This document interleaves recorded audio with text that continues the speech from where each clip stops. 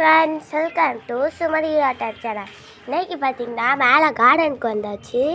கொஞ்சம் நல்ல டேபிள் ரோஸ்லாம் செம்மையாக பூத்துருந்துச்சு.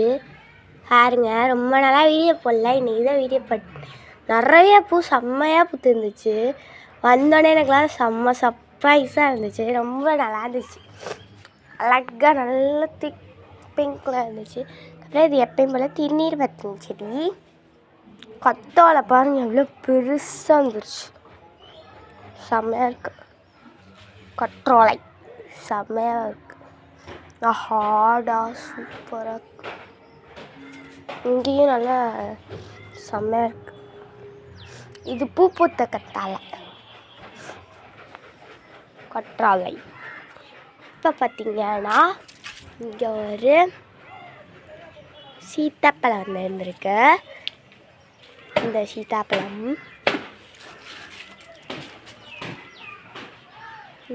இங்கே ஒன்று இருந்துச்சு. அதை தான் நான் போன வீடியோவில் காட்டியிருந்தேன். அது கருகி போயிடுச்சு.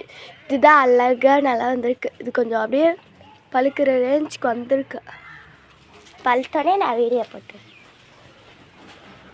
வாங்க நம்ம கொய்யாப்பழம் பறிக்கிற இடத்துக்கு போகலாம். கொய்யாப்பழம் அம்மா பறிச்சிட்ருக்காங்க. கொய்யாப்பழம் 2-3 கொய்யாப்பழம் பறிச்சிருக்காங்க. இப்போ தான் கொஞ்சம் கொஞ்சமாக தான் வருது கொய்யாப்பழம். அளவுக்கு வரதில்லை. இப்போ சீத்தாப்பழம் சீசன் செம்ம சீசனுங்க. அங்கங்கே சீத்தாப்பழமாக இருக்குது. அங்கே கூட பாரு சீத்தாப்பழம் இருக்குது. அந்த சீத்தாப்பழம் நிறைய சீத்தாப்பழம் இருக்குது. இந்த அங்கே 2 சீத்தாப்பழம் 3 சீத்தாப்பழம் இருக்குது. மேலெலாம் நிறைய இருக்குது. பார்த்தாங்க அது தெரியும். எக்கச்சக்கமாக சீத்தாப்பழம் பிடிச்சிருக்கு இந்த தடவை. இந்த சீசனில் நல்ல சீத்தாப்பழம் தான். சரி ஃப்ரெண்ட்ஸ், பாய்.